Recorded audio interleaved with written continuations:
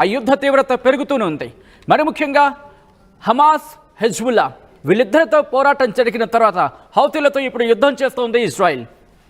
Visuals మీకు కాస్త కలవరపరచవచ్చు, visuals మిమ్మల్ని కాస్త కలవరపరచవచ్చు. అయితే మిమ్మల్ని కలవరపడకు గురి చేయడం ఆర్టీవీ ఉద్దేశం కాదు, కానీ ఇటువంటి కథనాలు చూసినప్పుడు కాస్త కలవరపడకు గురయ్యే అవకాశం ఉంటుంది కాబట్టి దీనికి సంబంధించి తగిన జాగ్రత్తలు తీసుకోవాలని చెప్పి ఆర్టీవీ సూచించడం జరుగుతోంది.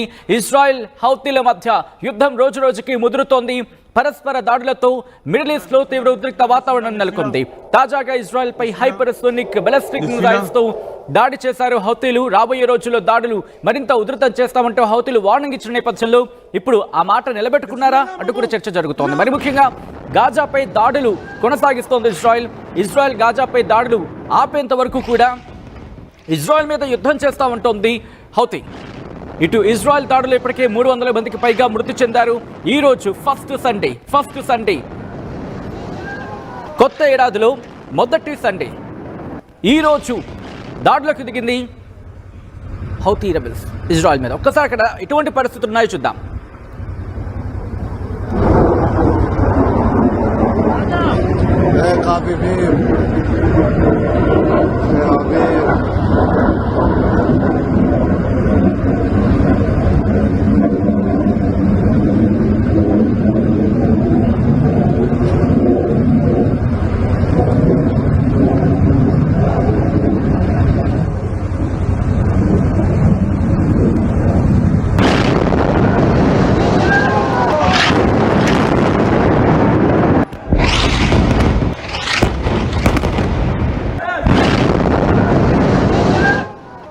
విజువల్స్ మీరు చూస్తున్నారు. ప్రస్తుతం గాజాతో పాటు ఇటు హౌతీలు ఉంటున్న యెమెన్కి సంబంధించి కూడా యెమెన్ అక్కడ ఎటువంటి పరిస్థితులు ఉన్నాయో చూస్తున్నారు. ఐడిఎఫ్ కొద్దిసేపటి క్రితం ఇదే అంశానికి సంబంధించి క్లారిటీ ఇచ్చింది, మాట్లాడింది. ఒకటే అంటోంది, మా ఇంటర్సెప్టర్స్ కరెక్ట్గా యాక్టివేట్ అయ్యాయి. ఇటు హౌతీ విడుదల చేస్తున్న లేకపోతే హౌతీ ప్రయోగిస్తున్న మిసైల్స్ని తట్టుకుంటోంది అంటూ కూడా ఇటు ఇజ్రాయెల్ డిఫెన్స్ ఫోర్స్ చెప్పుకొచ్చింది. ఒకటే అంటోంది, దాదాపుగా 2000 మంది మీద ఇది ఇంపాక్ట్ చూపించిన సిచ్యువేషన్ అనే చెప్పుకోవాలి. ఎందుకంటే ఇజ్రాయెల్లోని ఇటు టెల్ అవీవ్ మాత్రమే కాకుండా దాంతోపాటు హఫియా మీద కూడా ఇప్పుడు అటాక్ చేసింది. హఫియా మీద కూడా దాడికి దిగింది. పలు కీలకమైన ప్రాంతాలని ధ్వంసం చేస్తుంది అంటూ చర్చ జరుగుతూ ఉంటే ఇటు యెమెన్లోని హౌతీ రెబెల్స్ ఒకటే అంటున్నారు. హౌతీ రెబెల్స్ ఏమంటున్నారంటే కనుక ఉత్తర గాజా మీద దాడి చేశాం, మా దాడి మేము అనుకున్న లక్ష్యాన్ని రీచ్ అయిందంటూ ఇటు హౌతీలు చెబుతూ ఉంటే, యెమెన్ మిలీషియాస్ చెబుతూ ఉంటే, ఇక్కడ గాజాలో మరి ముఖ్యంగా గాజా మీద ఇజ్రాయెల్ దాడులు కొనసాగిస్తోంది. ఇక్కడ గాజాలో ఇజ్రాయెల్ దాడులు ఆపేంత వరకు కూడా మేము దాడులు కంటిన్యూ చేస్తామంటూ హౌతీలు చెబుతూ ఉంటే ఇజ్రాయెల్ మాత్రం ఒక్క మాట మాత్రం స్పష్టంగా చెబుతోంది, మా ఇంటర్సెప్టర్స్, మా రక్షణ వ్యవస్థ వాటిని గాల్లోని మా ఎయిర్ స్పేస్లోకి వచ్చే క్రమంలోని వాటిని ధ్వంసం చేసేసాయని చెబుతోంది.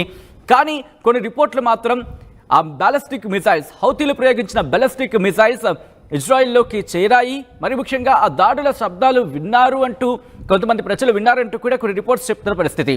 అయితే మాత్రం ఇక్కడ ప్రజలు మాత్రం కాస్త సైరన్స్ విన్నారు, ఆ సౌండ్స్ విన్నారు. అటాక్కి సంబంధించి విజువల్స్కి సంబంధించి కూడా చర్చ జరిగిందంటే అర్థం చేసుకోవచ్చు ఎంత తీవ్రతతో అక్కడ దాడి జరుగుతుందనేది. దాదాపుగా 2000 మంది పైచిలకు ఎఫెక్ట్ అయ్యేంటే అర్థం చేసుకోవచ్చు. ఎందుకంటే కనుక ఇది కేవలం రాజధాని టెల్ అవీవ్కి మాత్రమే పరిమితం కాలేదు. ఇజ్రాయెల్కి సంబంధించి కేవలం టెల్ అవీవ్కి మాత్రమే పరిమితం కాలేదు. టెల్ అవీవ్తో పాటు హఫియాతో పాటు తెల్మై అలాగే ఇలాజా వంటి ప్రాంతాలకు కూడా ఇది విస్తరించింది. ఇక్కడ వరకు కూడా పరిధిలో దాడులు చేశారు హౌతీలు అంటే అర్థం చేసుకోవచ్చు. ఒక్కసారి ఎటువంటి దాడి జరిగింది, ఎటువంటి ఆహాకారాలు అక్కడ ప్రజలు చేయడం జరిగింది, వాటికి సంబంధించి ఒకసారి చూసే ప్రయత్నం చేద్దాం.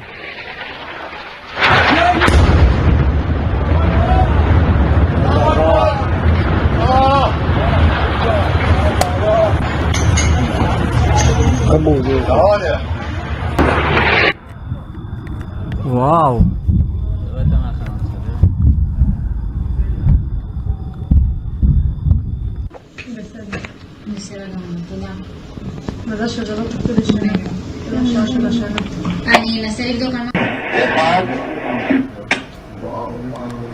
ఇజ్రాయెల్ డిఫెన్స్ ఫోర్స్ ఒకటే చెబుతోంది, ఇటు తెల్మై, ఎలజార్ లాంటి ప్రాంతాల్లో కూడా అక్కడ కూడా దాడులు జరిగాయి, అక్కడ కూడా అలారం సౌండ్స్ వచ్చాయనేది ఇజ్రాయెల్ డిఫెన్స్ ఫోర్స్ చెబుతోంది. ఏదేమైనప్పటికీ తమ మిసైల్స్ కి సంబంధించి తమ మిసైల్స్ చాలా స్ట్రాంగ్ గా ఉంది, దాంతోపాటు తమ రక్షణ వ్యవస్థ కూడా అంతే దృఢంగా ఉందని చెబుతోంది. ఆ ఏరోస్పేస్ లోకి వచ్చే సందర్భం అంటే తమ పరిధిలోకి వచ్చే క్రమంలోని ఇంటర్సెప్టర్స్ ఫెయిల్ చేశాయంటూ కూడా ఐడిఎఫ్ చెప్తోంది. దాంతోపాటు సెంట్రల్ గాజాతో పాటు మరికొన్ని ప్రాంతాల్లో ఈ ఎక్స్ప్లోషన్ కి సంబంధించి అంటే పేలుడికి సంబంధించి కథనం మిమ్మల్ని కాస్త కలవరపరచవచ్చు. These are the disturbing visuals కాబట్టి దీనికి సంబంధించి తగిన జాగ్రత్తలు తీసుకోవాలని చెప్పి ఆర్టీవీ సూచించడం జరుగుతోంది. ఈ పేలుళ్లకు సంబంధించి మాత్రం ఒకటే చెబుతోంది, సెంట్రల్ గాజాలో కూడా ఈ పేలుళ్లకు సంబంధించి శబ్దాలు విన్నాము అంటూ కూడా చెబుతోందంటే అర్థం చేసుకోవచ్చు ఏ తీవ్రత జరిగింది. అయితే హౌతీస్ మాత్రం ఒకటే చెప్తున్నారు, ఇజ్రాయెల్ డిఫెన్స్ సిస్టమ్ మాత్రం ఆ ఇంటర్సెప్టర్స్ ఎమెన్ ప్రయోగించిన అంటే హౌతీలు ప్రయోగించిన మిసైల్స్ ని తట్టుకోలేకపోయే పూర్తిగా వైఫల్యం చెందాయంటూ చెబుతూనే దాంతోపాటు రానున్న రోజుల్లో ఇజ్రాయెల్ మీద మరింత దాడులు తీవ్రతరం చేస్తాం, వేగవంతం చేస్తామంటూ వాళ్ళు ఘంటాపథంగా చెప్తున్నారు. హౌతీలు మాత్రం ఒకటే చెప్పడం జరుగుతోంది, గాజాలో యుద్ధం ఆగేంత వరకు కూడా తమ దాడులు మాత్రం కొనసాగుతూనే ఉంటాయి, తమ దాడులు ఆగవు అంటూ కూడా ఇక్కడ వీళ్ళు చెప్పడం జరుగుతోంది. హౌతీ రెబెల్స్ మరి ముఖ్యంగా ఎమెన్ కి సంబంధించి ఎమెన్ మిలీషియాగా చెప్పడం జరుగుతోంది. హౌతీలు చెబుతున్న పరిస్థితి ఇక్కడ బాలిస్టిక్ క్షిపణులతో వాటిని ప్రయోగించారు, ఇజ్రాయెల్ మీద దాడి చేశారంటే హౌతీలకి ఎక్కడి నుంచి వస్తుంది అనేది ఇప్పుడు కీలకంగా మారుతోంది. ఒకటే అంటోంది, మేము అనుకున్న టార్గెట్ని యాక్యురేట్గా అంటే అనుకున్న లక్ష్యాన్ని అనుకున్నట్టుగా చేరామంటూ చెబుతున్నప్పటికీ కానీ ఇక్కడ ఐడిఎఫ్ మాత్రం ఇజ్రాయెల్ డిఫెన్స్ ఫోర్స్ మాత్రం వాళ్ళ మిసైల్స్ని మేము అడ్డుకున్నాం, మా రక్షణ వ్యవస్థ మా ఇంటర్సెప్టర్స్ వాటిని గాల్లోనే పేల్చేశాయంటూ కూడా ఇటు ఇజ్రాయెల్ డిఫెన్స్ ఫోర్స్ చెబుతోంది. యెమెన్ హౌతీలు మాత్రం ఒకటే చెప్పడం జరుగుతుంది, బాలిస్టిక్ మిసైల్స్ ని నార్థన్ ఇజ్రాయెల్ మీద అంటే ఉత్తర ఇజ్రాయెల్ మీద మేము ప్రయోగించామని చెబుతూనే సక్సెస్ఫుల్ అయ్యాం, మేము అనుకున్న టార్గెట్ యాక్యురేట్గా మేము ప్రెజెంట్ చేసామంటూ చెబుతున్నారు. మరి ముఖ్యంగా ఆ యాక్యురసీ గురించి వాళ్ళు చెప్పడం ఇప్పుడు చాలా ఇంట్రెస్టింగ్గా మారింది. ఎందుకంటే ఇజ్రాయెల్ డిఫెన్స్ ఫోర్స్ చెప్తున్నారు ఎస్ మా పరిధిలోకి వచ్చిందంటూ కూడా. మరి ముఖ్యంగా అన్సర్ అలా మీడియా ఆఫీస్ ఒకటే చెబుతోంది, ఏమంటుందంటే కనుక మా ఆపరేషన్ ఆదివారం మేము చేసిన ఆపరేషన్ సక్సెస్ అయింది, సండేస్ ఆపరేషన్ సక్సెస్ అంటూ కూడా వాళ్ళు చెప్తున్నారంటే అర్థం చేసుకోవచ్చు. సో ఇక్కడ వాళ్ళు ఏం చెప్తున్నారంటే కనుక ఇజ్రాయెల్కి సంబంధించి వాళ్ళు ఎటువంటి రక్షణ వ్యవస్థను ఏర్పాటు చేసుకున్నా వాటిని మేము బద్దలు కొడతాం, వాటిని బద్దలు కొట్టే బాధ్యత మాది అన్న అర్థం వచ్చేలా వారు మాట్లాడంటే అర్థం చేసుకోవచ్చు. ఆ రక్షణ వ్యవస్థ ఏమీ చేయలేదు మేము ప్రయోగించేందుకు కూడా. దాంతోపాటు పాలస్తీనాకు సంబంధించి కూడా మాట్లాడుతున్నారు. ఈ నేపథ్యంలోనే ఇటు గాజాలో మీరు కనుక యుద్ధం ఆగకపోతే, ఎందుకంటే గత 2 రోజుల్లోనే గాజాలో 300 మంది మృతి చెందారంటే అర్థం చేసుకోవచ్చు.